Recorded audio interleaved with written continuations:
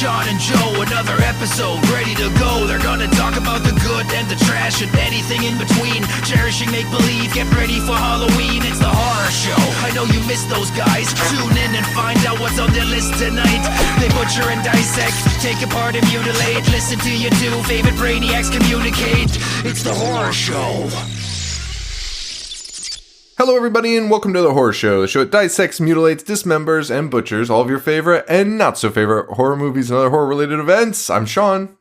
I'm Joe. Midway through that, I was like, I should have done this in the Mortal Kombat voice, but I don't think I could have sustained it for that long.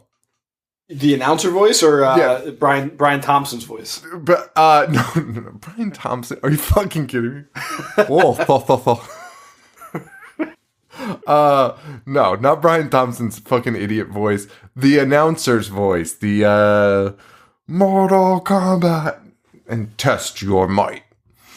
That guy, I would have done that guy's voice. But, oh boy, we are ready to talk about Mortal Kombat. This is new for us. A twofer.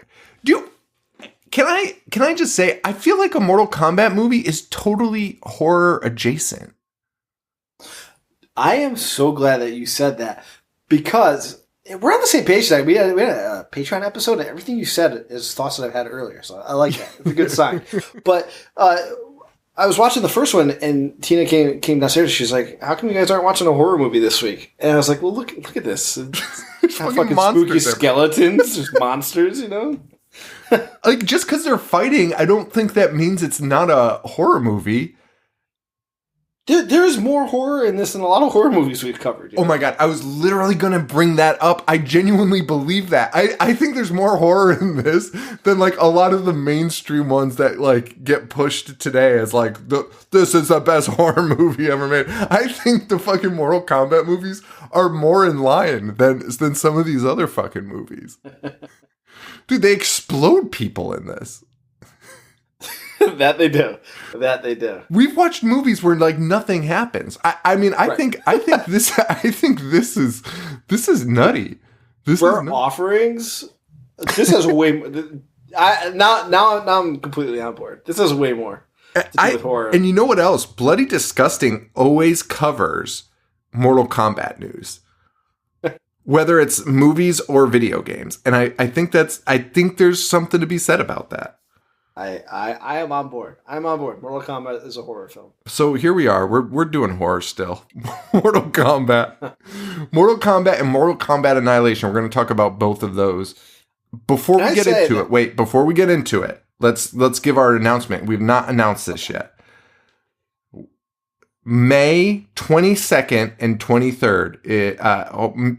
We'll definitely be there the 22nd. We're unsure about the 23rd, but definitely May 22nd. Monster Mania Con. We're there. We will be guests at Monster Mania Con. You could go get your tickets at monstermania.net. Guys, masks are required. If you show up to my fucking booth, take your mask off. I'm gonna fucking punch you in the face. I don't care. I'm fully vaxxed, baby. But if you do that, I'm gonna end you. I'm gonna end you there. It's socially distanced. It seems like it's going to be safe. It's outside. It seems like a super cool way to kind of, slowly ease into the new world that we're living in. So I think it'll be a super safe event, and hopefully most people are going to be vaccinated by then. Hopefully that would be sick. But still keep your fucking mask on. All right. Putting masks on people was the best thing that ever happened.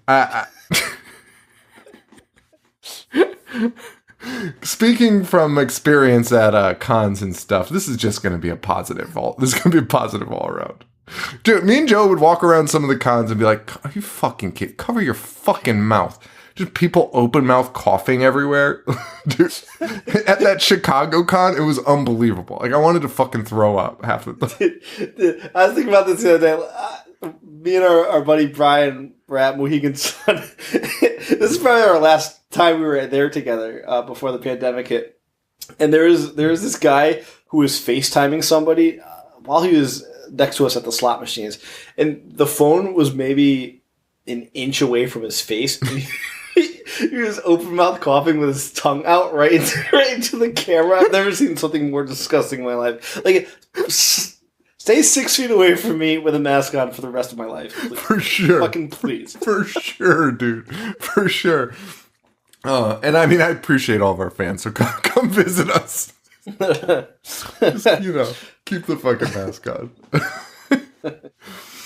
No, but I'm super excited for that. That's going to be a fun back to the live events thing for us. So I'm excited. And it's a great lineup. Tom Atkins is going to be there. The big Boski, the big Tom Boski. Who else is going to be there? It's like a Halloween 3 reunion, isn't it? Oh, sick! You got Adrian Barbeau, so I'm gonna try and get some, baby. Doug Bradley's gonna be there. Sure. Guy from the Cradle of Filth song. Yeah. Stacy Nelkins, who was in Halloween 3, she'll be there. Was she the love interest to? I believe she was. Bro, I gotta talk to her about that scene. That had to be awful. And then immediately go to Tom Atkins and be like, "You're awesome, man." He'll be like, "Dude, I fucking heard you. I heard everything you said to Stacy." Ask her how fucking horrifying it was that I was on top of her.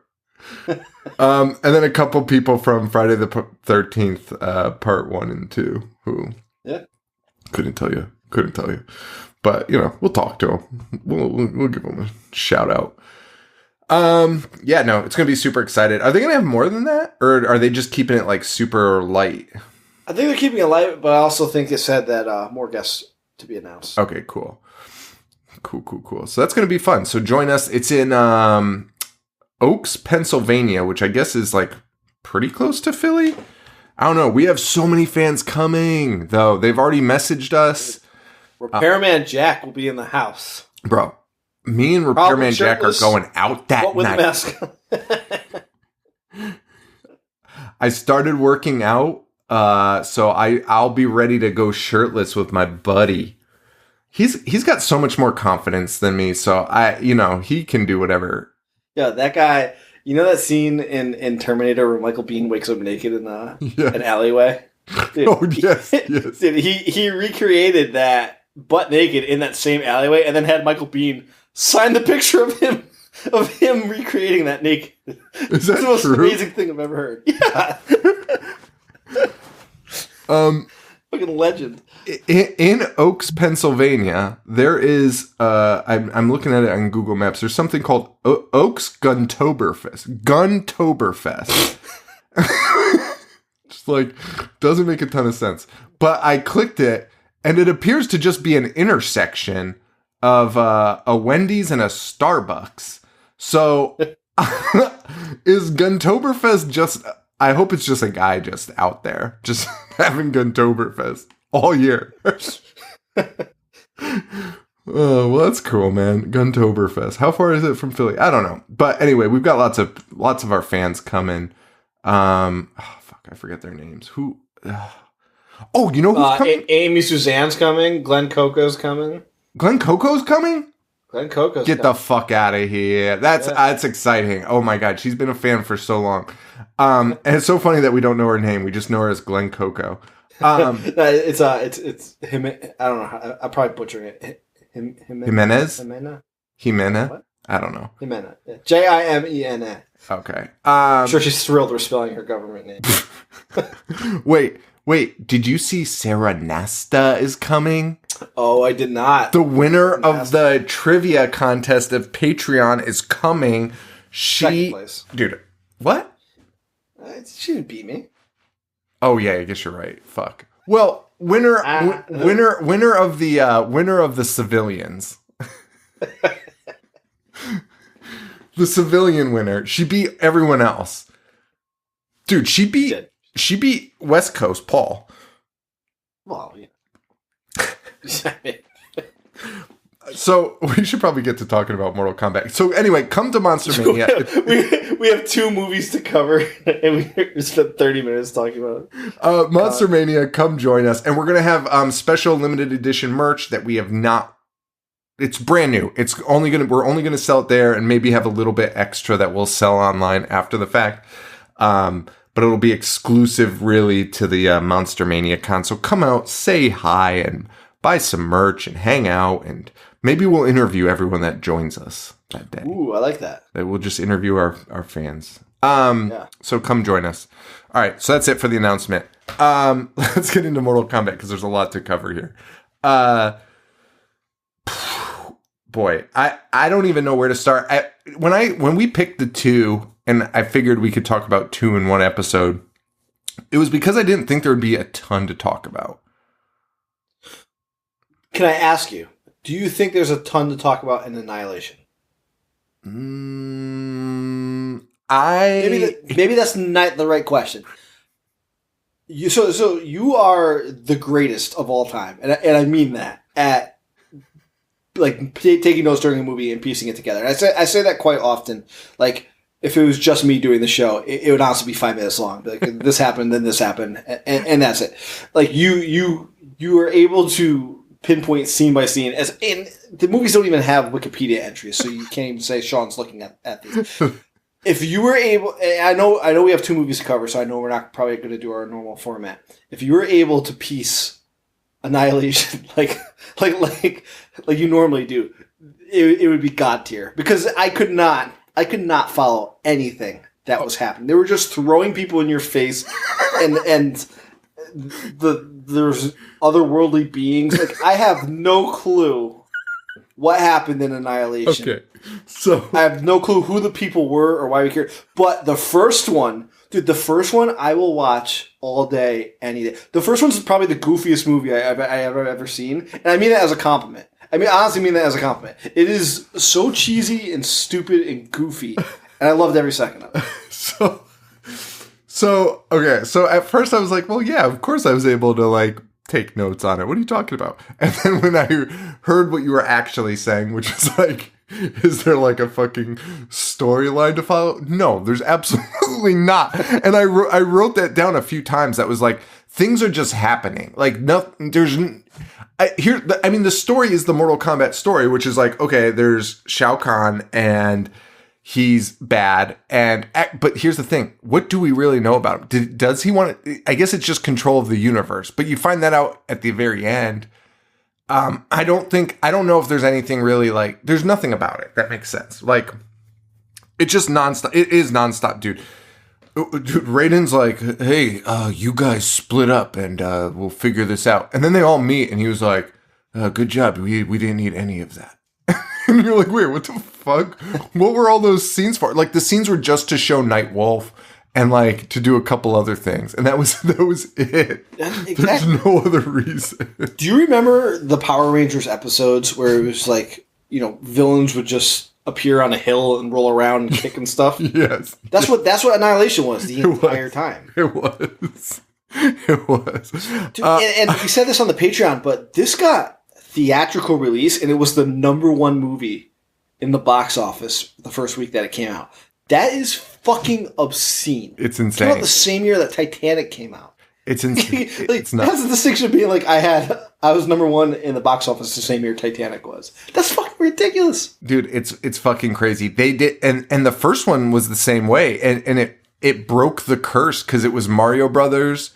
I think Mario Brothers was before this, right? It was like, yeah. So it was Mario Brothers, Double Dragon, which both tanked like fucking hard, and then Street Fighter did better, but was still, everyone was like, this is fucking the worst. Like, this is the worst shit we've ever seen. And for whatever reason, and I mean, I think I know the reason, but for whatever reason, Mortal Kombat like latched on, and people were like, gimme. Like, Mortal Kombat made a ton of money. It made a ton of money. It's shitload. The budget on the first one was 18 million. The second was 30 million, and both killed internationally. Like, insane. Like over 50 million just international, and I think 50 domestic. So the first one made 124 million worldwide. Yeah, that's insane. That's fucking crazy. This movie is fucking crazy. There was something about Mortal Kombat that captured, I think, everyone's imagination as a kid. Agreed. I saw this movie in theaters. Do you have any memories of the video game growing up? I do. I remember my mom was adamantly against it. Oh, shit. Adamantly against it, but I would play it whenever I could at arcades or at anybody else's house. And I think it, now we're so used to like Grand Theft Autos and stuff, but Right. prior to like Mortal Kombat, it was just a plumber punching blocks above his head, right? And like throwing turtle shells. Like this was people murdering each other and the blood being splattered on the screen. Like it was next level. Had people all up in arms. Like there was nothing like Mortal Kombat when it came out. No, and it was a lot like, dude, it had like the same thing as like Beavis and Butthead that made people like flock to it because people were like, it's gonna make you fucking kill people. And it just, people flocked to it. And here, interesting thing, the success of Mortal Kombat almost killed Nintendo because Nintendo finally did allow Mortal Kombat on its system. I believe on Super Nintendo. They did, but they turned the blood green. They were like, okay, because they adamantly were against putting it on the system for a long time. And then they were just fucking killing them with Mortal Kombat.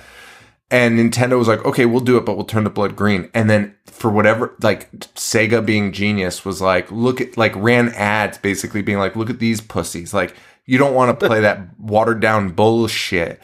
Come play it on Sega. And Sega took the lead after that. That's a fucking fact. It's interesting. And so Mortal Kombat was an international success prior to the movies. Like people were just, it was nuts. And the more people hated it, I feel like that's really the reason why it really took off.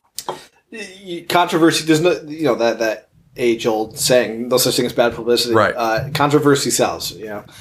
And especially to kids who are like, why do you think I'm going to like rip out somebody's spine if I play Mortal Kombat? Like, dude, you brought up Beavis and Butthead. I would love to find everybody that was, vehemently against Beavis and Butthead when it came out and sit them down right now and make them watch Beavis, going to a drive-thru and be like, I'd like to order a butt. And be like, why were you fucking, like, are you kidding me? Why were you thinking this was going to corrupt the minds? Hawking a loogie off a mall thing and then not even dropping it on people, sucking it back up, seeing how far you could go and suck it back up. Fucking most childish bullshit I've ever seen in my life. Dude, I can tell you, like, I remember watching it in third grade and thinking that these guys were idiots. You know what I mean? Yes. Like, kids aren't dumb. Like, I bet you if I showed it to Shay right now, she'd be like, these guys are fucking weird. You know? Yeah. She'd be like, these guys are weird. I don't want to fucking watch this. This looks like this is a waste of fucking time. What a time the 90s were. Because fucking, like, teenagers were watching Beavis and Butthead. Dude, it's insane. But yeah, so Mortal Kombat in that same vein, I have memories of this movie. I saw both of these in theaters. Yeah. So I loved both of them. I think I'm pretty sure like I pissed my pants during Annihilation because I had to go to the bathroom so bad and then I didn't. But you actually peed your pants? Yeah. I mean, if there's any movie that you're going to do that while watching, it's probably Annihilation. It was because like I couldn't leave. Like I didn't want to leave the movie. You're too glued to Brian Thompson. Dude, I needed to see Cyrax, baby. Have we ever talked about how much Paul loves Brian Thompson? I think only on Patreon. And recently, it's been like the last like 2 Patreons. For some reason, Brian Thompson's always come up. And every time we're like the guy from Cobra. And he's always like, Brian Thompson, you fucking idiots. Dude, I'll never forget freshman year of college, Paul surfing the web and finding out Brian Thompson had the alias Yahoots Magundi. I mean, he talked about it at like in every fucking waking breath for the next 6 months. To anyone within earshot. Like, hey, you know the bad guy from Cobra has the name Yahoots Magundi? And everyone's like, oh, okay. Literally no one cares. Oh my god, Yahoots Magundi. Good for Brian Thompson. Brenda Thompson's face is fucking disgusting. I hate it. No, I hate it so no prosthetics, no makeup. It's still terrifying. Why? It's like something about it's like fucking top lip. I don't know. It's a fucking mess. Dude, it looks like he has scars, but he doesn't. It's honestly bizarre. It's really fucking bizarre. He perpetually talks like Buffalo Bill from always. So the first one was directed by Paul W.S. Anderson, who that guy's a weird director. He did Event Horizon, right? Yep, and then every fucking Resident Evil on the planet. I saw an interview with him at this time. He's like, I love making movies for kids. And I was like, well, you're not doing great. Based off your track record, you've literally never done that. It was so fucking weird. The first one also stars Pete Sampras, his wife. I almost stopped at Pete Sampras. Wow. Yeah, the teacher from Billy Madison. Yeah. I found an interesting fact while looking her up. They had a child named Christian. He was born in 2002, and when he was born, the UK bookmakers gave Christian a 150-1 chance to win Wimbledon. That's when he's born. He's a 2001 shot to beat Wimbledon champ Andre Agassi. Now, I don't know a lot about tennis, but isn't Andre Agassi going to be like 90 when this kid is like... I mean, I guess the kid's 20 now, so like, how old is Agassi right now? I mean, he's got to be in his 50s, right? Why would he play Andre Agassi? Andre Agassi's 50 years old. So fucking weird. And that's a shot to beat him. So even if they did, dude, if I were him, I would have, dude, if I were Pete Sampras, I would have been like, I'm going to bet all the money on him, 2,000-1 odds, and then I'm just going to split it with Andre. He's 50 years old. He'll still lose to my fucking kid regardless. Like, why would they not take advantage of that? I don't know. Manipulate that. Okay, Andre, please fucking challenge my idiot son when he's of age, and we'll just split the earnings with you. They also gave him 2,000-1 odds to beat Steffi Graf's son, Jaden, in a Wimbledon final. Which, like... like, it's not... Like, it's fucking weird, dude. Fucking... The odds of both of them getting there... wait a minute. Was it Andre Agassi's son? Yes. So the way they wrote it was just fucked up. Okay, so I see. They're saying the son of Agassi and Steffi Graf. Got it. Okay, so that makes a little more sense. That's still idiotic. That's an idiotic bet. Also, every picture of him is him playing baseball, so it doesn't look like that's going to fucking happen anytime fucking soon. Yeah, he's a baseball player, so... Go get him, Christian. The second one would be directed by Annihilation. Would be directed by John Leonetti, who would go on to direct Annabelle and Wolves at the Door. He was the cinematographer for The Conjuring, Insidious, Dead Silence. It was a guy's name, James Wan. James Wan guy, yeah. He's a James Wan boy, and he also did Scorpion King. Well. Surprise, surprise, because the graphics in Annihilation, I can't believe he did Scorpion King, because watching it, I was like, this is like a precursor to the shitty Mummy and Scorpion King. It's not far off. The end of Annihilation was one of the most unnecessary uses of bad CGI I've ever seen in my life.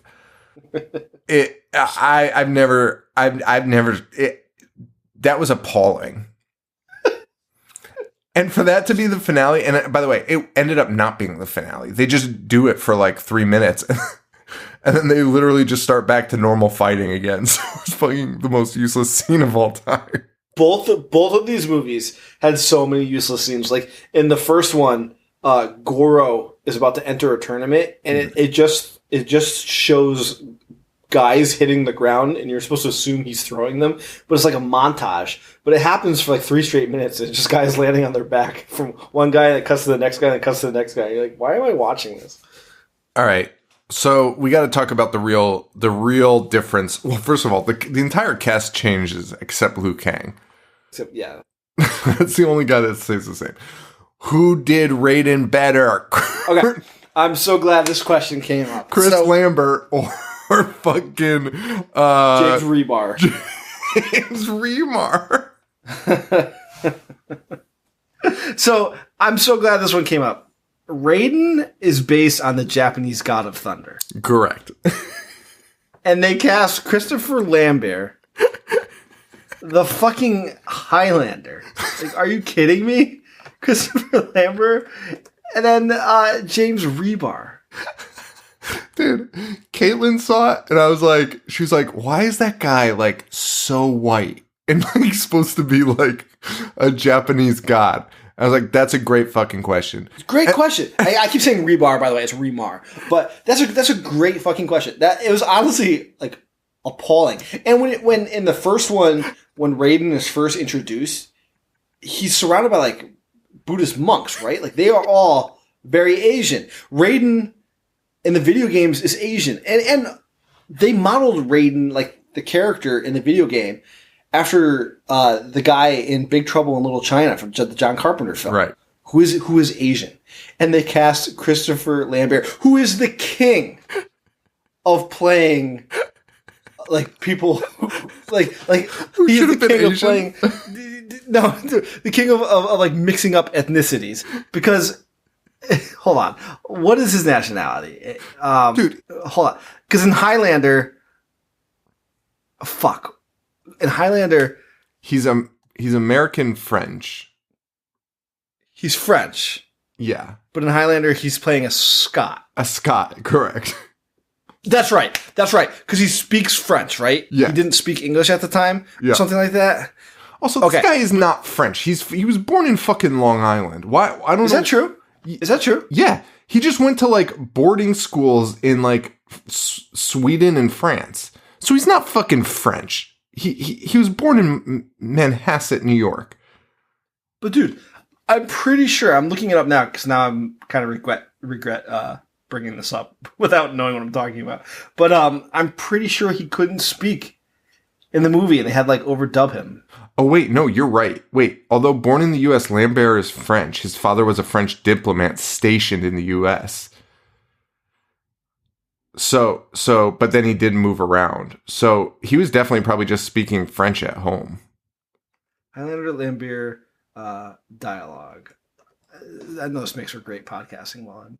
Well, I'll continue talking about this obscene use of white people as Raiden, because so she saw Chris Lambert and was like, is it Lambert? Is that how you pronounce it? Because it's French? Sure. Lambert. Okay, yeah. Whatever. I don't care.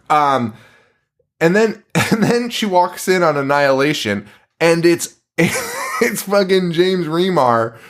Is it James Remar? We're the fucking worst tonight. Yeah. Yes, yeah. James Remar.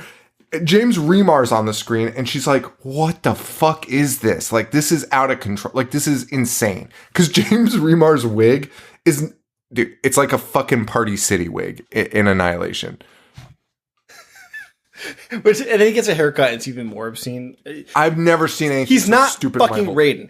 He's not fucking Raiden. But to go back to Chris Lambert, I looked up Highlander trivia. I feel validated now. The filmmakers were shocked to find out after signing a contract for Christopher Lambert to play Connor McLeod, he spoke absolutely no English. So he spoke French, and he's playing a Scot. And also in Highlander, they had Sean Connery playing a Spanish person, even though he was Scottish. And the main character is Scottish and spoke no English. It's fucking insane. So this is the second time Christopher Lambert has been in a movie where they completely fucked up the ethnicity of the character. Well, fun fact, they went to Sean Connery first for Raiden, right? Yeah. And he was like, and absolutely then do you know who they went to after, or who they thought of after? Danny Glover. Dude, it's insane.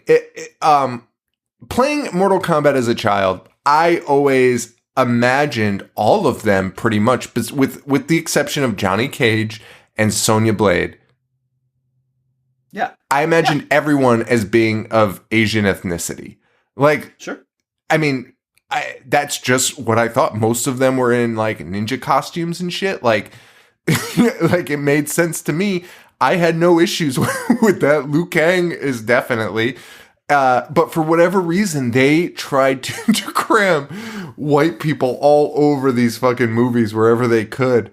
And it doesn't make sense because, like, I feel like if you wanted a blockbuster, like, if you had to cast them as white, if you had, like, I guess what I'm trying to say is, like, if you felt like white people would sell the movie, Johnny Cage was, like, super popular just because he punched people in the nuts. Like, I wasn't a fan of Johnny Cage, but I loved him because he punched people in the nuts. Just cast a big, like, white actor for that position, right? And then honor the other positions as, like, Asian ethnicity. Like, I mean, Johnny Cage being a no-name, like, it's insane. Why didn't they cast anybody? I know they wanted Jean-Claude Van Damme, right? But he had already done Street Fighter and he turned it down. But cast James Remar. So your original question was who was the better Raiden? Yes. I think I'm going to go with Lambert. I think I'm going to go with Lambert.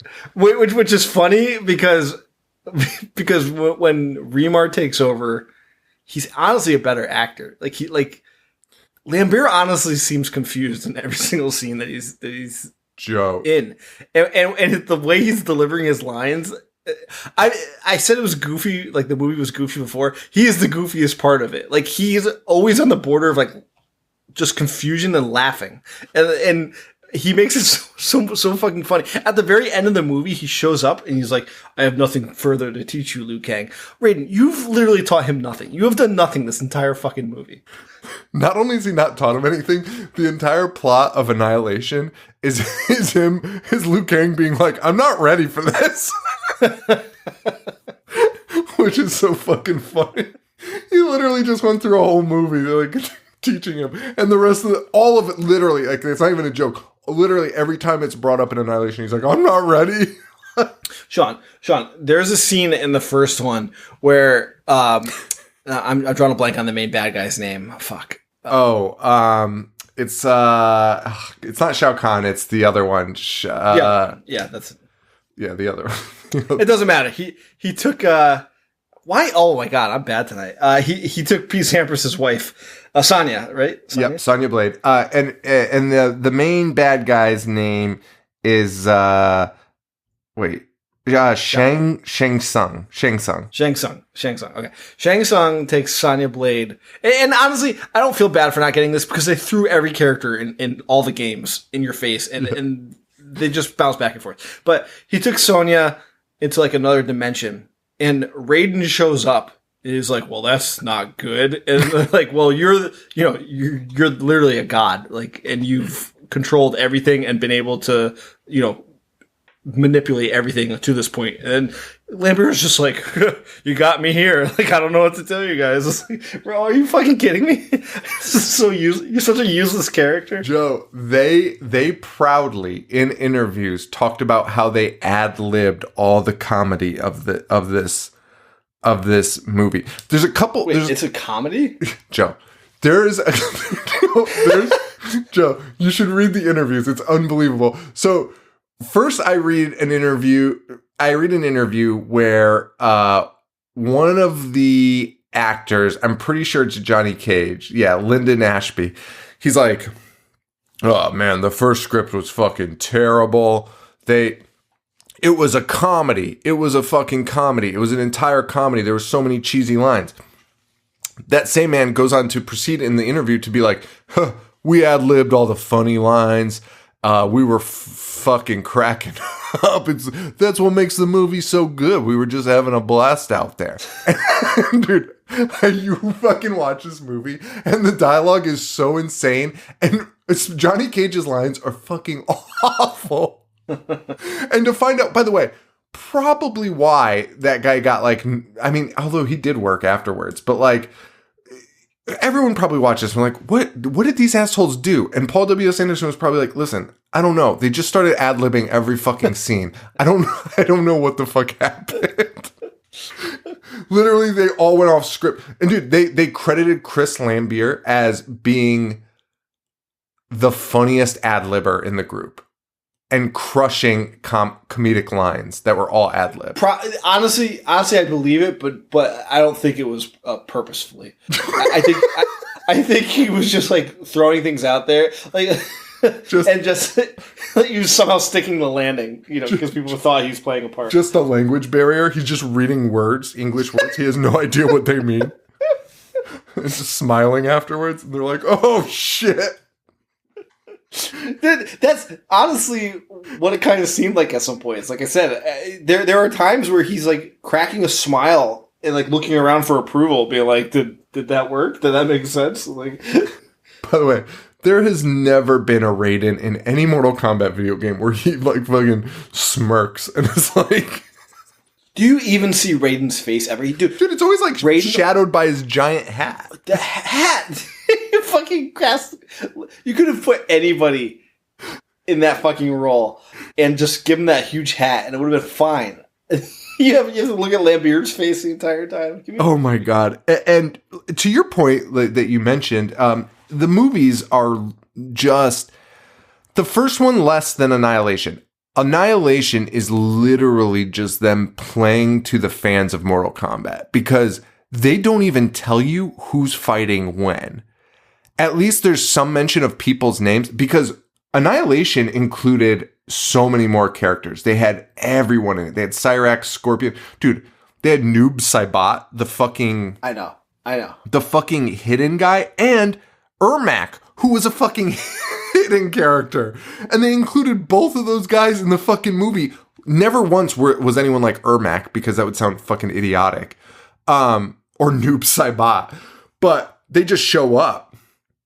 Right. Without knowing. But like, it was catering to fans. And here's what I want to say about both of these movies. And I'll give credit to both of them. It was total fan service. And I think if you're going to go with like one of these like franchises, like a video game franchise, I think we're learning or a franchise that you have like nostalgic feelings towards. I think if you're going to go that way, you have to service the fans. You just have to like throw in hidden shit, throw in stuff that they remember. You don't even have to talk about it, but just like chuck it in. And I think that's what the success of these was. I completely agree. And I think the first one did it better. But you hit the nail on the head. You're 100% right. Like even lines, the characters would like look at or like throw somebody into a pit of spikes and be like, "Huh, fatality," or like they would just say things that would flash on the screen, and they had no business saying it. It made no sense, but it fucking worked. Like that's I'm watching a Mortal Kombat movie. Like that's what I want to see. Exactly. You know what I mean? Like I want to be reminded of the video game. And you and I both watched Sonic the Hedgehog, and that was both of our thing. We were both like, dude, it was like the fucking video game. Like it was great. Like it was fan service. It was like, here's Jim Carrey playing Robotnik. We're not going to pretend Robotnik is anybody else. Like we're not going to make Robotnik like suddenly a different guy. Dude, it's fucking dope. I fucking loved the Sonic. He collects coins, and they explained why. Like it made sense. And then I will say this to the day that I die, and this one scene sold that movie for me. Like the whole movie was enjoyable, but then at the end when Jim Carrey was walking, I've never seen anybody look like a video game character more in my life, and he looked so much like Dr. Robotnik. I honestly like stood up and almost applauded. And then another movie that like they kind of flipped it was the Michael Bay Ninja Turtles, where the first one they tried to do the Michael Bay thing, and then the fucking second one they were like, okay, you guys hated it, whatever. Try and say you hate this. And they literally included everything you loved about the cartoon as a kid in the movie, dude. Bebop and Rocksteady, the van. It still gets trashed. Honestly, I'm fine with that movie. I'm fucking fine with that movie. Dude, I like it. Dude, fucking, what's his name is in it? The fucking squid. What's his name? Krang. Dude, they it's put brain. Krang in a fucking full-length feature movie. It's unbelievable. I was on board with it. I was on board. Casey Jones is fine. Bebop and fucking Rocksteady. Like, what do you want from it? People are like, a slobbering brain that lives in a robot man. That's like not even a representation of a man. It's just a disgusting fucking. dude, the body that Krang lives in is the most fucking disgusting thing of flesh I've ever seen. This big, like, round face. Ugh. But then I always got pissed about that because, like, Michael Bay, nobody's gonna say he's a great filmmaker, right? I mean, Bad Boys was great, but whatever. The first Ninja Turtles movie I didn't love, but everyone's argument was like it's ruining my childhood, which I hate that argument anyways. But please go back and watch The Secret of the Ooze. Like, Taka and Razor. Are you fucking kidding me? Like. Those things sucked. Even when we were kids, I was like, whoa. You have the ooze. You have the ability to create Bebop and Rocksteady, and you gave us these two fucking Taka idiots. and Razor? That shit sucked. That shit pissed me off. Bebop and Rocksteady were huge. Like, how do you not put them in any Ninja Turtle movie? The first Ninja Turtle movie is great. I will say that forever. Yes. But you introduced Taka and Razor, and also an entire Vanilla Ice scene. And you guys are complaining about this one? Like, get your fucking priorities. Dude, and Super Shredder. You don't need Super Shredder. What the fuck is a Super Shredder? Which, by the way, he was just Kevin Nash. He was just a decently tall man in good shape. Decently tall. He really wasn't anything special. Like, he's no different than the regular fucking... Just get a bodybuilder to play him. Fucking... Yeah.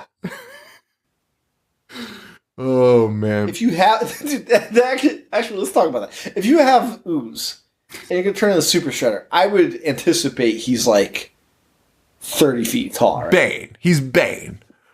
Big. Like unstoppable big. Right. This is just Kevin Nash. And somehow it changed his armor, which they could have done without, like the mutagen did not affect his armor. He just bought new armor. So, I'm trying to figure out how we present this episode. I mean, I'm pretty sure we've already done like a fucking hour on this, but I honestly, We have. I honestly don't know. But okay, so I kind of took more notes on Annihilation. I love both of them. Let's talk about a bunch of different things though. Goro, first of all. Yes. Let's talk about Goro. I feel like that's everyone's favorite. Like, I feel like everyone loves a little Goro in their life. Agreed. What did you think? What'd you think of the special effects for Goro? I laughed out loud the first time I saw him. I didn't remember him being that stupid. I mean, so for those who don't know, Goro is the one that has multiple arms. Four arms. Yeah. He's kind of like a monster. A giant ponytail. Has a giant ponytail. He's really cool looking in the video games. In Mortal Kombat, he's not, in my opinion. But he's also the reigning Mortal Kombat champion. Is that true? That is true. Oh shit! I didn't even catch that. They mentioned that very early on, and that's why he's like feared, and that's why they, that and his size. But that's why he's like the big dog. Can I just say? Can I just jump into this real quick? He, for somebody that they spent 45 minutes building up as like the guy to beat. I have never seen anyone be defeated more easily than that guy was.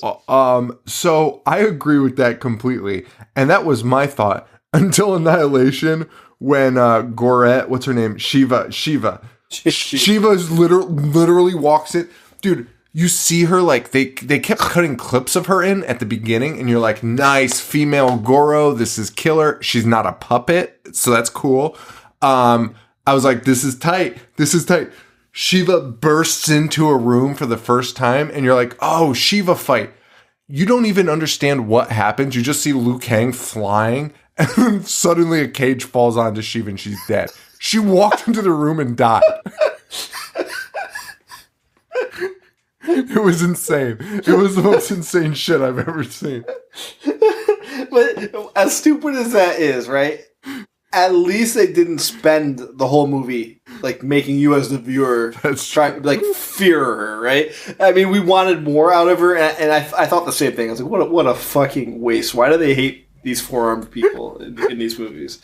But the entire like plot, aside from the main bad guy, was like Goro. Goro's the one to beat, and Goro gets punched in the nuts.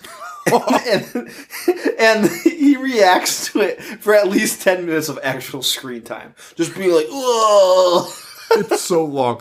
Johnny Cage is literally climbing a mountain, and it just keeps cutting back to Goro, who's like, ugh. And like,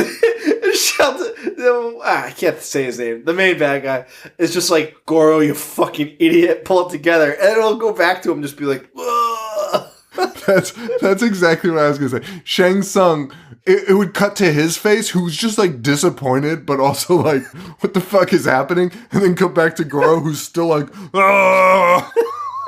Dude, I honestly thought he might die from the nut shot. That's how he was reacting. And that's how long the scene was happening. I was like, oh my God, please tell me this is what does him in. And like you said, Johnny Cage is climbing an actual mountain.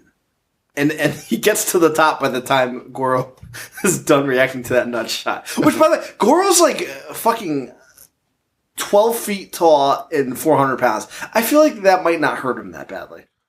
Yeah, I mean, who's to say he even has nuts? That is a fantastic point.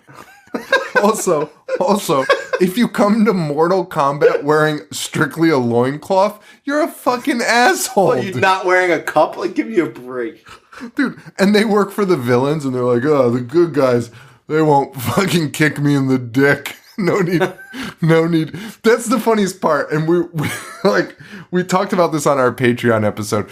Our friend Buzz is very into organized activities, and this movie reminded me of it because it seemed so odd that like this was like Shang Tsung and in Annihilation, there's like too many bad guys in these fucking movies. I can't wrap my fucking head around it. Shao Kahn. Both of them, like, they're the most evil men on the planet. They're from hell, right? Like the other world or whatever it's called. The other world, yeah. Other end world or whatever. They're both from this land of, like, no rules, no mercy, like, murder everyone. They want to take over the world to destroy it. Yet they just, you gotta play by the rules in the Mortal Kombat tournament. Karate only. Like, what is this? Like, fucking UFC has less rules than Mortal Kombat. Dude, in that first movie, there are so many rules that they try to fit in. And, like, it's like they introduced so many that they couldn't keep it straight. And then they like, randomly bring them up. Like, at one point, one of the characters was like, well, you have to challenge him, and he has to accept on, like, this day. And then at the end... not Shao Kahn, the other fucking fucking Shang Tsung. I'm just gonna say bad guy. That's fine. I can't keep the main baddie in the first one is about to kill Sonya or fight Sonya, and then now I can't think of Raiden. Not Ray. Oh, Liu Kang. One of the fucking characters is just like, no, I challenged you, and you can't back down because I challenged you in this arena, and it's like. These can't all be rules that you're just dude, that's 100% right. They capture Sonya, which I thought was weird because Sonya was a completely capable fighter, but suddenly Shang Tsung grabs her by the hair and she's like, "Help me!" When I was like, "Wait, what the fuck?" Like, she gets her own fight scene, like battle, where she kills a guy. She murders Kano. She kills him, which also, sorry, and I know we're jumping around, but we're covering two movies, and like, there's so much jumping around in these movies. Yes. They give a backstory as to like why she has beef with him, which is completely unnecessary, but like did anybody know that at that time? Like, does anybody remember that when they're watching it? No, absolutely not. Absolutely not. He killed her partner. She was like a cop. Fun fact, that storyline of turning Kano into an Australian guy, he wasn't Australian in the game. And then after the movie, they were like, oh, that was pretty fucking cool. So then they made him an Australian guy. I mean, that actor was kind of cool. Yeah, no, he was all right. I mean, he had an idiotic faceplate on with like just a fucking painted red eye that like didn't blink or light up or anything. Just looked like a fucking pile of shit glued to his face. Did you know in the beginning of the movie, they said like the main goal of the tournament is you have to fight your own fears, or like whatever you fear the most will be manifested. Yeah, dude, that comes into play never. except at the end when he sees his dead brother. Joe, none of this it fucking adds up at all. It's fucking insane. It's insane. So we were just talking about something I wanted to elaborate on, but I can't remember what it was. Buzz? What's that? Was it Buzz? No, I don't want to fucking go any further. Oh, but it was the rules. The rules were just like you said, like they grabbed Sonya, right? And Raiden's like they're like, oh, wait, I don't even know if this was Annihilation or the first one. They grab, because in both movies they grab a perfectly capable female fighter who is suddenly like, no, like turn into fucking olive oil instantly. But they fucking great olive oil reference for the nobody that was fucking watched fucking Popeye ever. But anyway, they grab one of them and Raiden, they're like, oh, we're fucked. And Raiden's like, ha ha ha. Dude, it is the Sonya one. Because fucking Shang Tsung's like, I'm gonna fight her and you guys are fucked. And they're all like, oh no, not a woman, which is, again, insane. And Raiden's like, haha, don't worry, guys. She has to accept it for it to be a formal Mortal Kombat battle. And then they like, that's when fucking Liu Kang jumps in, and Liu Kang is like, well, I challenged you in your temple, and that means you have to accept. Like, what the fuck are these fucking rules? Like, also, why would anybody accept? Like, why would Mortal Kombat even be a thing? If people could just be like, I don't accept. Yeah. And I forget whether I mentioned this in Patreon or here, but like at the end, I mean, in Annihilation, we learn about these elder gods who kind of like oversee everything, and the fucking elder gods show up at the end of Annihilation after an elder god has like been meddling, and it turns out it's Raiden's dad. It's a whole thing. But the elder gods show up and basically like cripple Raiden's dad, who's a bad guy. And then they're like, okay, now we can proceed to, like, with a real Mortal Kombat to determine who will rule the universe. And the guy, like, one of the elder gods even announces and goes, Mortal Kombat.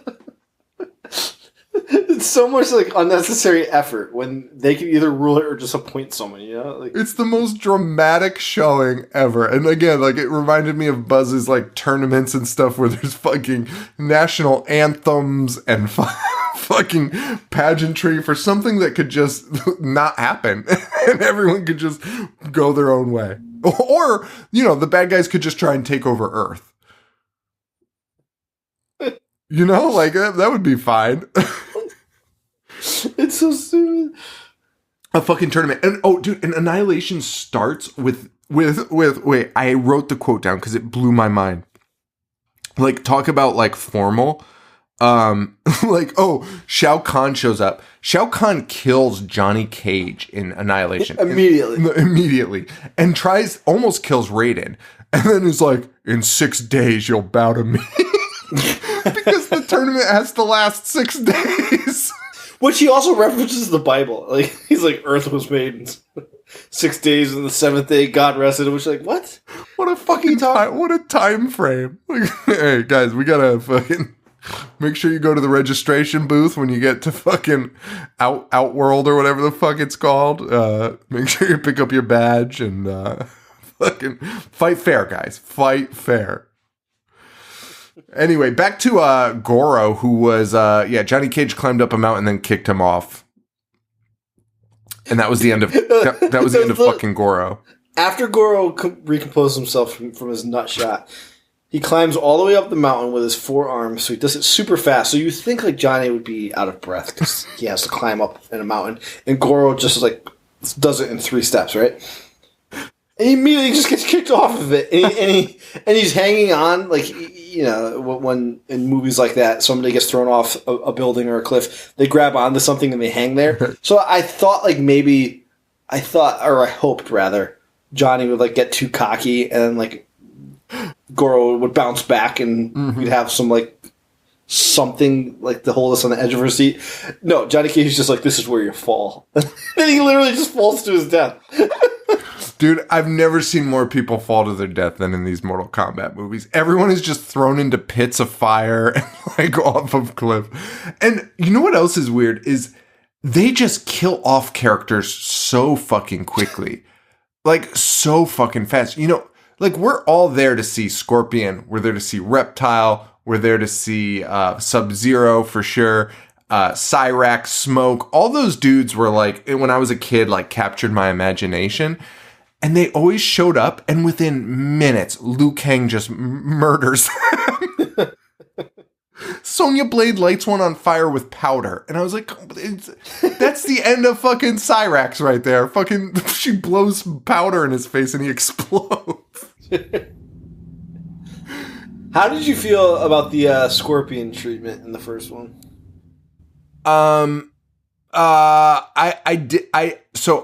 So real talk, I don't know a ton of like the Mortal Kombat game lore. I even as a kid, I always thought it was weird that his fucking claw, his like get over here things had mouths on them, and they were like essentially like birds, and like I don't know.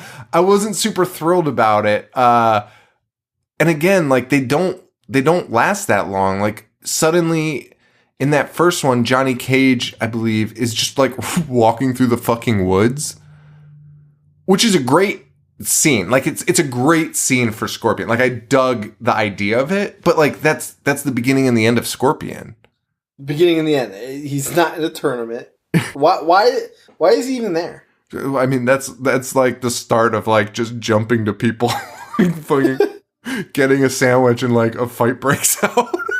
It's like they must have been in post-production and been like, oh fuck, like we completely forgot to put Scorpion in. Like we got to get this actor back and make him walk through the woods or something. Like, dude, I also loved Sub-Zero getting murdered in the first movie and then coming back in the second one. And where I killed you. He's like, oh yeah, I'm his brother. Cool. Dude, if they had just had movies, and I know they did, I think they did make just a Sub-Zero movie. I don't know. They did? I don't know whether it was animated or I feel like there's a live action one though. I'm gonna look it up right now, but that was more what we were there for. You know what? They could have done that. They could have just done like character movies, you know, and interact with. Dude, they could have built like an MCU around these guys. They really could have given a backstory. Just give them each their own superhero movie, right? Like they're insane. Right. They're great characters. Sub-Zero, that's not it. What the fuck is that? Speaking of that, we should also touch on this because the reason we're doing Mortal Kombat and why we're going to start our video game series, not next week, we're going to continue the week after, is Mortal Kombat, the new movie, I believe is dropping this week, right? April 23rd. Oh, well, I fucked that up. Okay. Anyway, so God damn it. Oh, that's cool. Have you seen the trailer for it? I have. It looks great. I don't know what else to say. I'm really excited for it. So first of all, I think it's I think it's going to fall in line. I think it's going to be a horror movie. It looks, dude, it looks like it's going to be next level. And James Wan produced it, didn't he? Oh, did he really? I think so. Oh my God. You know what? I might have my date off. I just Googled it. I think it's April 16th. Okay. Okay. Oh, thank God. Then I did it. Then I did it right. Yeah, I'm so excited for it. It looks gory as fuck. Like, dude, real fatalities. It looks insane. I'm pumped, and I'm even more pumped after watching this. I'm all in on like the Mortal Kombat lore, and I'm curious how they present it differently than these two movies, or if they present it differently at all. I hope they don't. I hope they keep it exactly the same. Fucking. I mean, really, first of all, I mean, we know from the trailer, much more Japanese.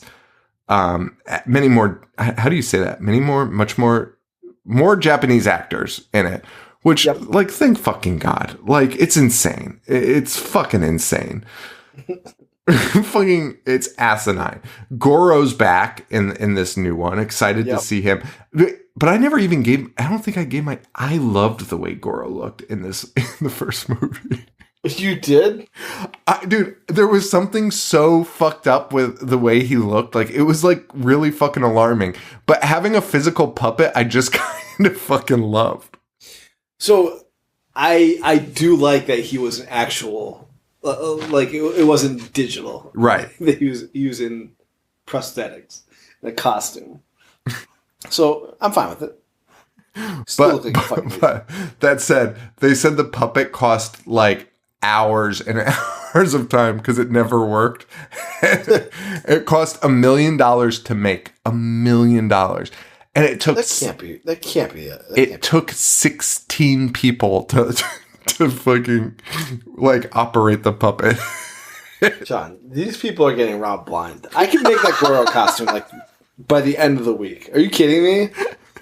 16 people? That's what it said, to operate the puppet. How is that true?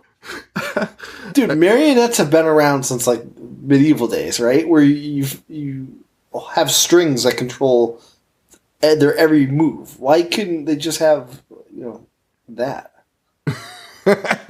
like somebody pulling the strings to move his arms, and then somebody in the costume.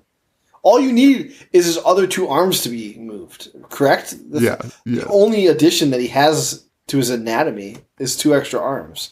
Why would you need 16 people?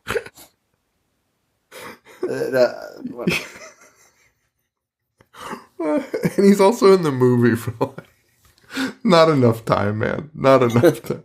Also, the close-ups of, like, people shadowboxing the camera was obscene in both of these movies. And honestly, that was my one turnoff. It honestly pissed me off every time I saw it. Like, it genuinely pissed me off every time. It would cut to, like, Liu Kang or Sub-Zero or fucking Johnny Cage just punching at the camera, like, like, as if he's punching us in the audience. It drove me nuts. But, oh man, fucking Mortal Kombat. Is there anything else we want to talk about? This was a different episode. Maybe we've done it like this in the past with when we've done double movies, but I don't remember.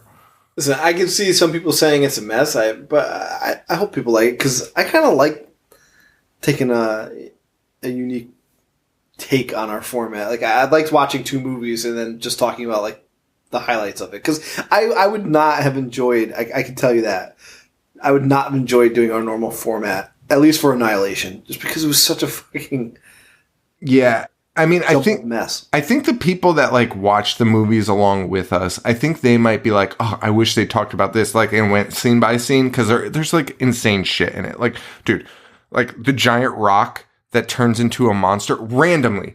And it is not a monster from, it's not a monster from Mortal Kombat lore. A giant rock just turns into this giant, shitty CGI monster, and Jax just shows up and starts punching it in the butt. And then it just sinks into hell screaming. It just was like, ah! The Jax scene, so Jax gets introduced and he has those big, like, metallic arms. Yes. And the girl honestly asks him, she's like, what's up with your arms? Or no, is that Raiden that asks him? Like, hey guy. Raiden shows up and is like, those arms are fucking stupid. And that's yeah, Raiden shows up. He's like, "Hey guys, check out my haircut." Like, I honestly think that might be what he says because he now just has regular James Greenwood haircut. And then he's just like, "Well, those arms are fucking stupid." And I made the Power Ranger reference before. His scenes are like the epitome of that because every time he's on the screen, it's just people like manifesting from mountains or like from dirt, and then him just punching him back in the hell. It's ridiculous. Dude, and he gets so much screen time. It's insane. Also, by the way, the thing that honestly pissed me off the most in that Annihilation was Raiden, who sent everyone on a vision quest and a journey quest. He was like, we're never going to survive unless you meet Nightwolf and you guys go find whatever. And by the way, again, like Joe said at the beginning, I don't understand what they're even fucking doing because he splits them up. Like, I know Liu Kang has to find Nightwolf. What are the other two bozos doing? And Sonya Blade jumps into a tunnel built into the desert and then is in a fucking military lab where Jax is laying there being like, oh, hey, Sonya, how you doing? Did they like reminisce over high school at one point while he's strapped in there? It's so fucking bizarre. It's like the most bizarre shit I've ever seen. But then, so like, Raiden's like, we need all the help we can get. He keeps fucking saying that. He's like, we're fucked. He's Joe's dad. He's just like, we're totally fucked. You're fucked. You guys are totally fucked. And then they show back up, and now they've acquired Jade, who, I mean, turns out to be a double agent, but they've acquired like a bunch of fucking people, including a man with giant metal arms, which I would be like, oh, thank fucking God. Yeah, right. What a fucking relief. Like, this is, well, but last movie, we had a fucking guy that just made movies. He just made action movies. That was our guy. Now, this is a huge upgrade. A man with metal arms. Like, yes, please. I will take that. And instead, Raiden's like, oh, those arms are fucking stupid. And fucking Jax is like, hey man, take it easy. And he's like, you guys don't need arms. All you need is, your winning spirit. And they're all like, oh, okay. And I'm like, why did you even send them away then? What the fuck is this? He's like, it doesn't matter what you have. It's just what's in your heart. And they're like, oh, okay. Raiden is like the all-powerful god, which they keep referencing. In both movies are like, this guy is the top of the top. Is there a more useless character than Raiden in any of these, in any movie ever? Absolutely not. And Joe, also to your point of them calling him a god every second they can, dude. In the first 5 minutes of the first movie, Liu Kang's like, they're like, oh, who's that guy? And Liu Kang pops up and he's like, oh, god of thunder, god of lightning, Japanese god. You guys don't know him? And they're all like, oh, okay, fucking insane. But dude, also when it's revealed that his dad is one of the elder gods, which like, you'd probably, like, Raiden had to come from fucking somewhere. They're right. Like, what the fuck?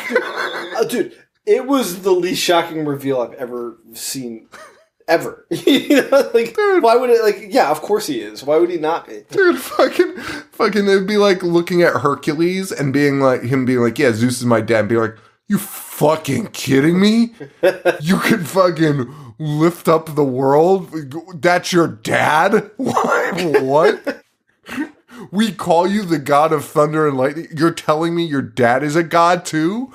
What the And then they're like, so what's Shao Kahn? He's like, my brother.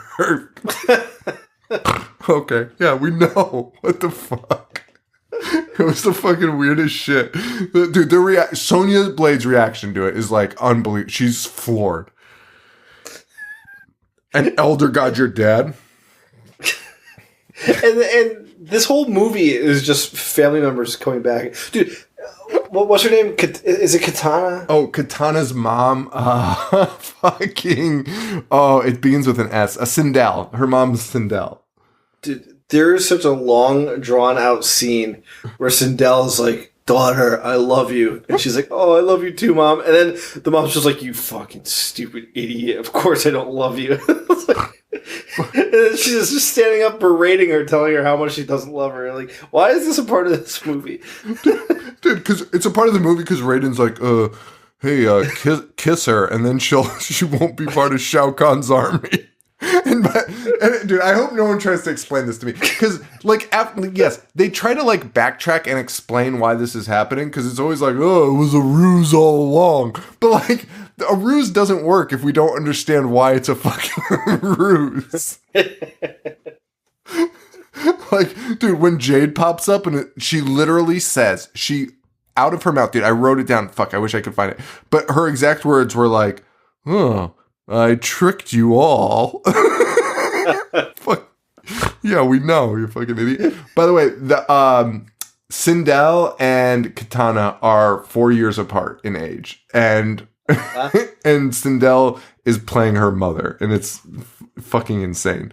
They both look like they're 24. Sindel, I don't care what Amy said. That actress is not a mother. Like, they did nothing to make her look like the mother. No.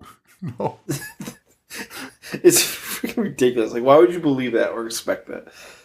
They put like They're so bad. These movies are so bad at casting. They were, dude. And by the way, Robin Shou, who plays Liu Kang, and I mean, is he a famous actor? I mean, I feel like he was in Beverly Hills Ninja, and I guess some other stuff, but like, not. I guess not a ton. So the answer's no. So he claimed he had to go to seven fucking auditions to get this role.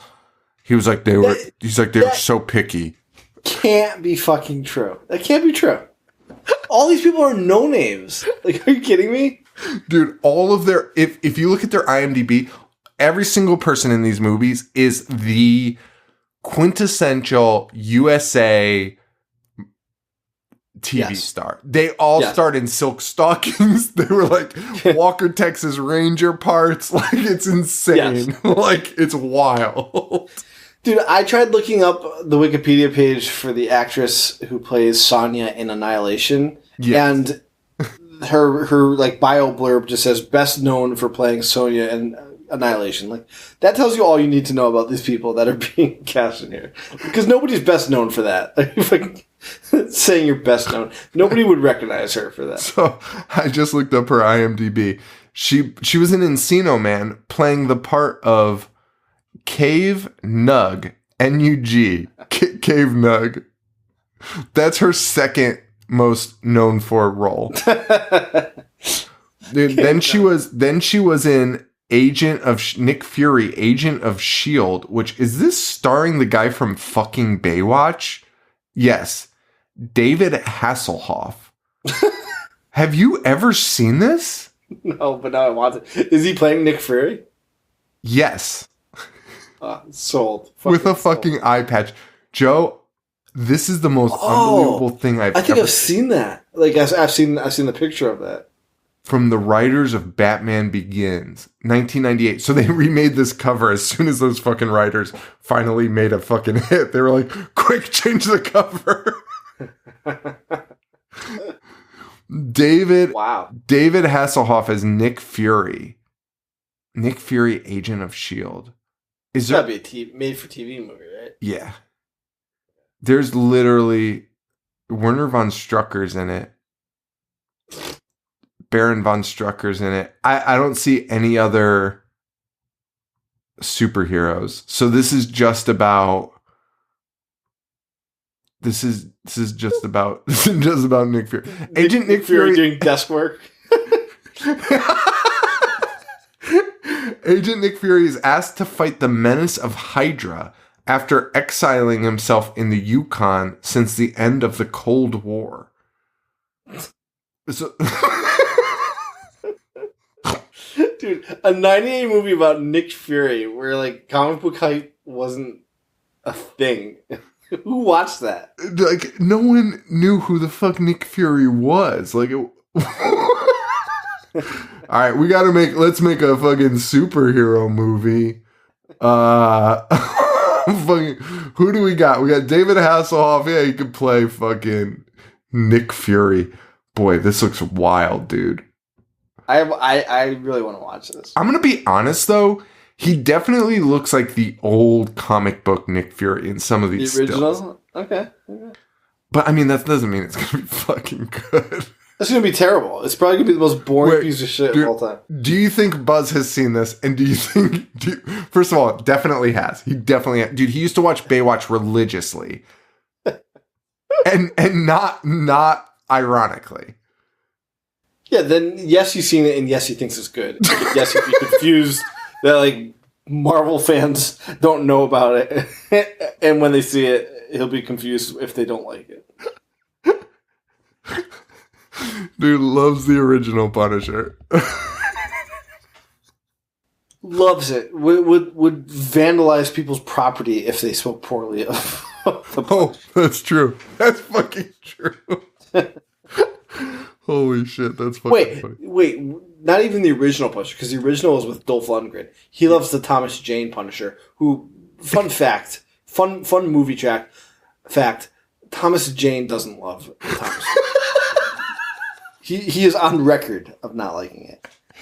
And also, fun fact, that's been pointed out to Buzz, and he's argued Thomas Jane's point about Thomas Jane not liking it, even though Thomas Jane said he liked it. He's like, of course he would like it. He's the fucking Punisher. It doesn't make any sense. What's there not to like? Well, I don't know, Buzz. That's literally what he said. Oh my god, dude, this is fucking incredible. He does like the original too, though. He forced me to watch the original, which... Sure. Honestly, I'm fine with the original. I remember watching it and being like, what the fuck is this? But I mean, it's not good. I take it back. I haven't seen it since the TV show came out. Which, has Buzz even seen the Netflix TV show? Refuses to watch it. Anything that's good, he will not watch. That's a fact. Dude, he'll watch, like, dude, it's fucking nuts. He'll watch whatever's on TV and, like, love it, right? But only if it's, like, live with commercials. Will he sit through it and be like, holy shit. But if you're like, hey, this is on Netflix, totally available, you could just stream it, you could do it in like a weekend, it's a short series, like, check it out, it's probably one of the best TV shows ever made. He's like, I believe you, but you're wrong. Or he'll just be like, yeah, I'll watch it, I guess. Sean, this is blowing my fucking mind. He is the self-proclaimed biggest Punisher fan of all time. Loves everything Punisher, according to him. And we've already said, loves the Thomas Jane one. Thinks it's like the greatest movie ever made. Why would he not watch this? Why would he not watch this fucking movie? Doesn't he has a Netflix subscription, doesn't he? Yes. What is it? What? He refused to watch it, refused to watch The Wire. But The Wire conversation came up because he was talking about Sopranos. And me and Joe, I think at that time, had just finished rewatching The Wire again. Yeah. And we were just talking about The Wire by ourselves, like, just to each other, being like, holy shit. I remember clearly. We were on his porch talking to each other, being like, I think The Wire is the greatest show probably ever made. And he's like, well, I think you might be right. But I don't agree. And The Sopranos is the greatest show of all time. I'm like, what? I'm not saying you're wrong, but The Sopranos is actually the best show ever made. Wait, no. His exact quote was I've never seen it, but I believe you.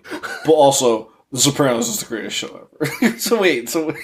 That sentence defies logic. Like, my brain doesn't compute what he said. We were like, can you just watch the fucking Wire? Like, it's really fucking good. Like, and by the way, like, all this shit is in his wheelhouse. The Punisher, the Wire. Like, if he likes The Sopranos, you're gonna like The Wire, at least elements of it, right?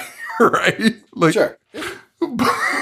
Just straight up refuses to watch it. Also loved Oz.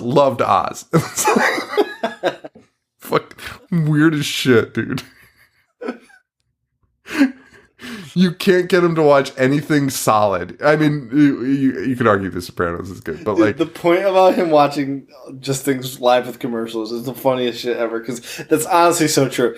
That he has people over to like for network viewings. Like, just fucking DVR it. Kidding me? Network viewings is, dude, and when I think we talked. I don't know if I mentioned this when we did. What's the Josh Hartnett movie in high school with the aliens? The Faculty? Yeah. Did you say that? Yeah. Oh, sorry. I didn't hear you. The Faculty. He made me watch that so many times. Like, it was out in the summer and it was on one of his channels that he got. I literally watched it over 10 times. And it was just because it was on and you would just turn it on and he liked it. And he was just like, let's just continue to watch it over and over again. instead of watching something good. It was just like, oh, well, it's on. So we're going to continue to watch it. Oh, fuck. That's funny as fuck. All right. We should probably wrap this episode up because we're not even talking about the movie anymore. Mortal Kombat, that was a fun trip down memory lane, man. I really liked it. Do you recommend people watch 1 or 2 or both? I recommend 1. I most definitely do not recommend 2. But go into 1 not expecting much. Dude, but you know what we didn't talk about the set design was honestly kind of cool. It was really cool, as long as it wasn't like a shitty CGI set that they were doing. But yeah, it was pretty cool. Mid-90s CGI. You know what was Dude, I love that meme that's been circulating. It's like the moon landing was fake. They used computer-generated graphics. Yeah. And then it's always like showing that one thing from like CGI from 1979. Just look at 95 computer-generated graphics. Like, give me a fucking break. Dude, it's insane. There was one other thing I had a note on, which was the finale, and I think this will sum up why. Annihilation, I love Annihilation because it's got all of the Mortal Kombat 3 characters, and I felt like Mortal Kombat 3 was like when it really hit its stride with all these unique characters like Cyrax and Smoke. So it was cool to see them.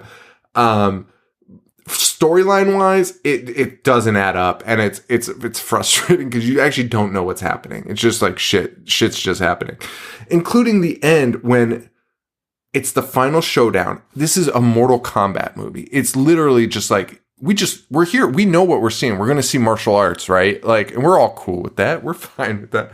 And then the last fight, they're like, and then Liu Kang turns into a dragon, and Shao Kahn turns into like a 6-headed beast, and they start fighting but like karate fighting as monsters.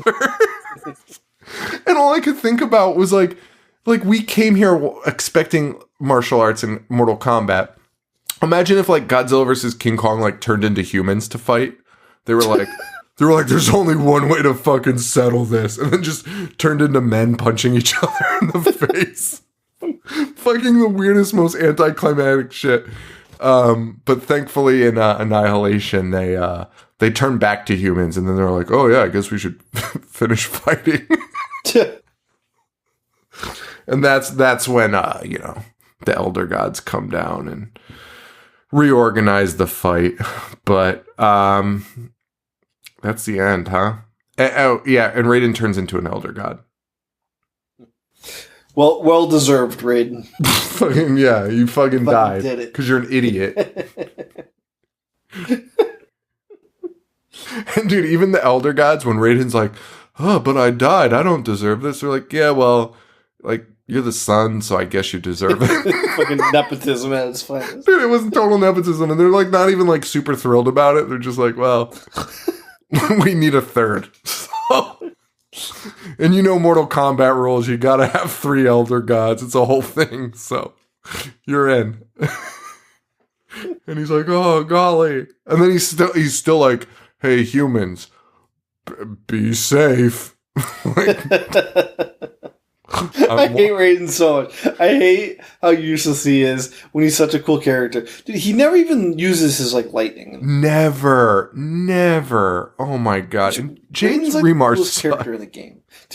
And that was my second point. I love the Warriors, right? But could you have picked any more bland, vanilla white guys than Chris Lambert and James Remar? Fuck you. Dude, and James Remar is already in full like Dexter's dad mode at this point. He's not Warriors James Remar. He's fucking Dexter's dad. He's just like, hey, you sure this is a good idea, Dex? The Dark Horse. Dark Passenger. Is that what it was? Dark Passenger? Yeah. Dude, I totally forgot about that. Hey, Dex. Your Dark Passenger. Be careful, buddy. That's Raiden. That's what he's doing in Annihilation. Hey, Liu Kang, you gotta learn these things. Except Liu Kang's like, could you please teach me? And he's like, sorry. And then just like disappears. Go find Nightwolf. He'll teach you. And then Nightwolf just fucking hits him with an axe in the head. And that's it. That's the end of Nightwolf, dude. You know what's honestly one of the most insane things in either of these movies is that Steven Spielberg wanted to be in one. Not direct it. He wanted to be in it because he loves Mortal Kombat, but they couldn't like get the scheduling in. So instead they got some guy who looks exactly like Steven Spielberg. And I don't know if you caught his name, but it's something idiotic like Spielberg. Steven Spielberg.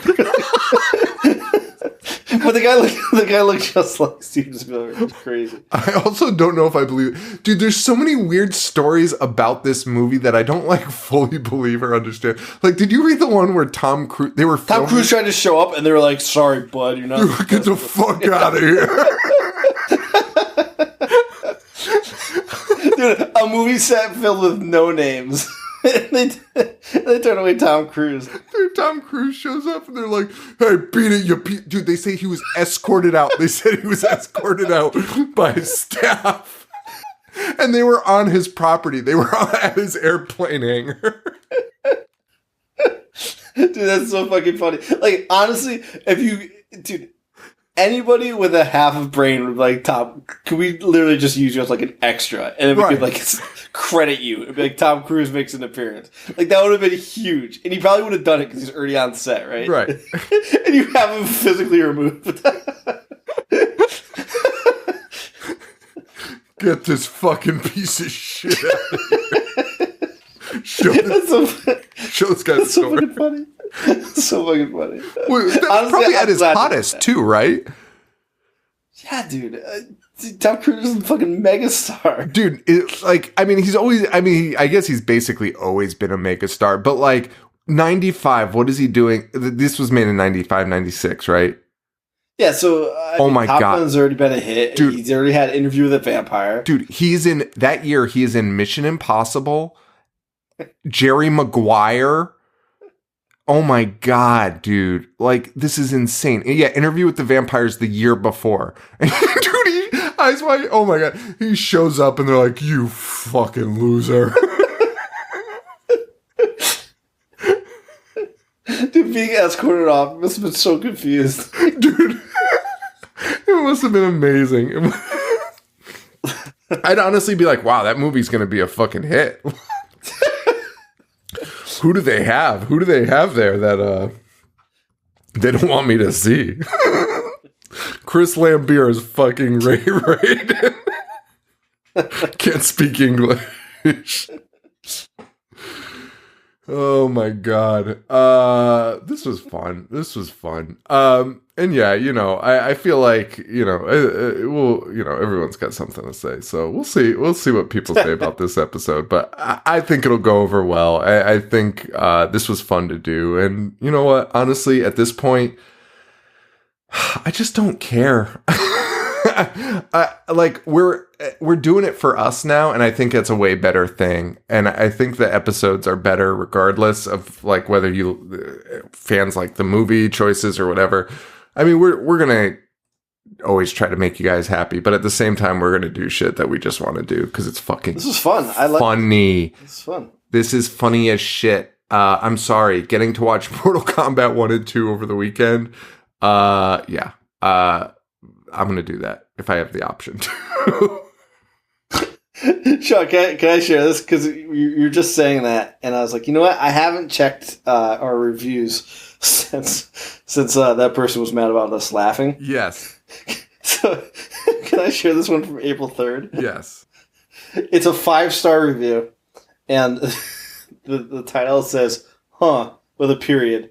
And then and then the body says, there, ...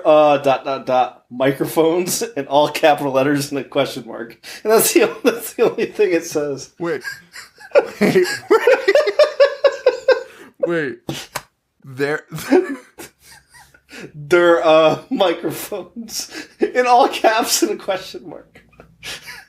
But it's a 5-star review. I don't fucking get it. What does that mean? I don't know. From Lord Raptor.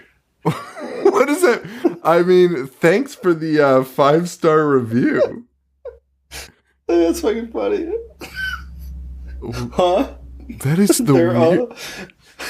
That's the weirdest. That's the weirdest fucking.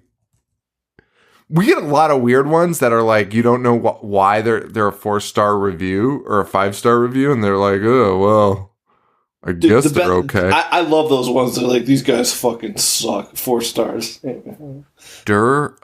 Microphones. I'm sharing it to my stories right now. What a great review. What is that? What do you like? What, even okay, so let's say it's 1 star. Let's say it's a 1-star review. Same thing. Do you still? I still don't understand it. That's fucking funny. Yeah, that's fucking interesting.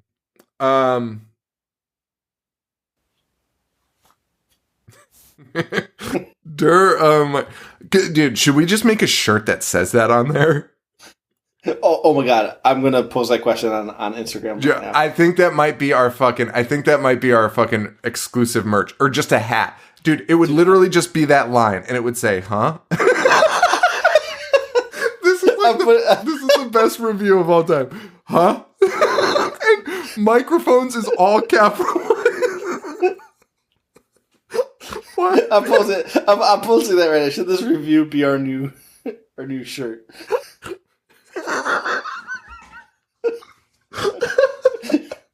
Whoa. What? Like, if you really just look at the whole fucking review as a whole, it's just the funniest shit I've ever read in my life. Alright, just post it. I think we should drop that as a merch drop. Abso-fucking-lutely, dude. Microphones.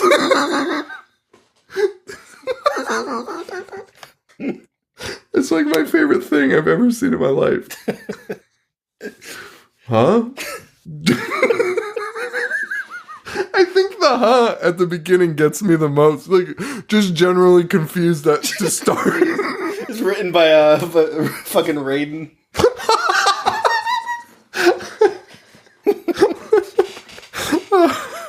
Oh my god. Oh, that's the funniest fucking thing I've ever seen. Huh. Dude, question mark. Thanks for the feedback, Lord. Super constructive. And again, is it a negative? I don't even know. I think it's... I was like, honestly, I was like, is that something... Did we say that? I don't think we did. Oh my fucking god. Oh. Oh man, people are gonna hate this. The end of this. All right. All right, guys. Next week we are doing, what is it? Bloody Birthday. I keep forgetting the name of it. Yeah. Bloody Birthday in honor of Joe's birthday, which falls a day after that episode gets released. Yeah. You'll be the big 3-6, huh? Yes, a milestone. That is a milestone. It's a milestone for me. How do you feel about it? About being 36? Yeah. I couldn't fucking possibly care less. So I'm one of those. Why is it a milestone for you? I've never really cared about my birthday. I've never had that moment where I was like, oh my God, I'm so old, like type of thing. Which, by the way, I was on Twitter the other day and I saw somebody from a high schooler say that they were graduating. I was like, oh my God, I'm getting so old. I was like, dude, stop it. Like, are you fucking kidding me? Like, and like, that's not, that's insane. Like, you're just trying to be like, I fucking hate Twitter so much. But anyway, the point of that was, 35, I remember vividly because my mom was like a younger mom. And I remember people were like, always like, oh, your mom's young. And I remember she was 35 at that time. So like, I think about when I got turned for 35, I was like, that's a cool age. 36, like, not that it's affecting me, but I was just like, oh man, like that's just a little bit different. That hits a little different. That's like just one step closer to 40. One step closer to death? Yeah. Yeah. Well, here we go. Cheers. Here we go, baby. One step closer to meeting Lord Raiden. We'll say Fucking microphones. Sean, microphones? Like, what? And then he just sends me to fucking hell. I taught you all I could. I taught you all I know. I have nothing further to teach you, son. All right, guys. Monstermania.net. You can get tickets to hang out with us there. I don't know if we're going to do a show there or not, or nearby. I doubt it just because of everything. But we'll be there to hang out, meet you guys. Exclusive merch. Maybe this Dura microphone shirt will be available. I want nothing more. Dude, I'm seeing it as a hat. I'm seeing it as everything. Patches, shirt. I fucking love it, dude. It makes me laugh so hard. It's literally just sitting up on my phone right now. It's just the funniest shit to look at. Visually, it's just stunning. So we'll have something though at Monster Mania Con. Patreon.com/IHateHorror. We've got a live show coming up in a couple weeks. That'll be fun.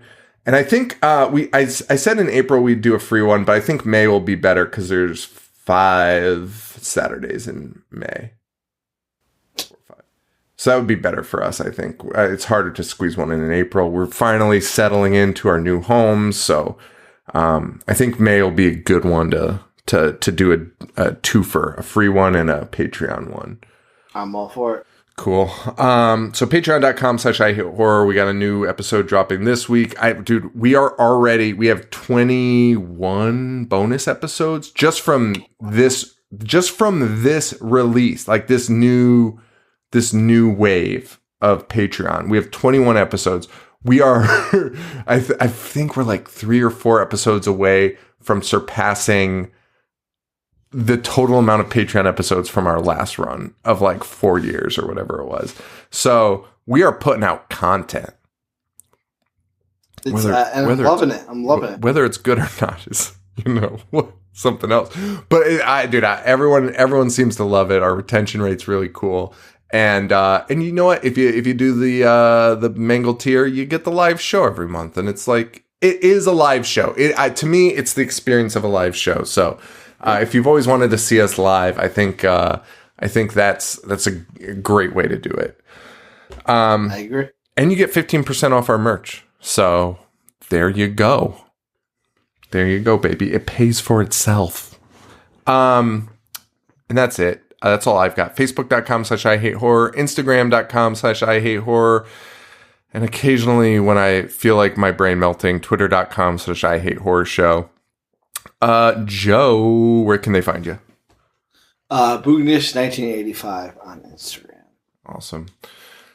And you got a DMX playlist up on your Spotify I think people should check out. What is your Spotify name?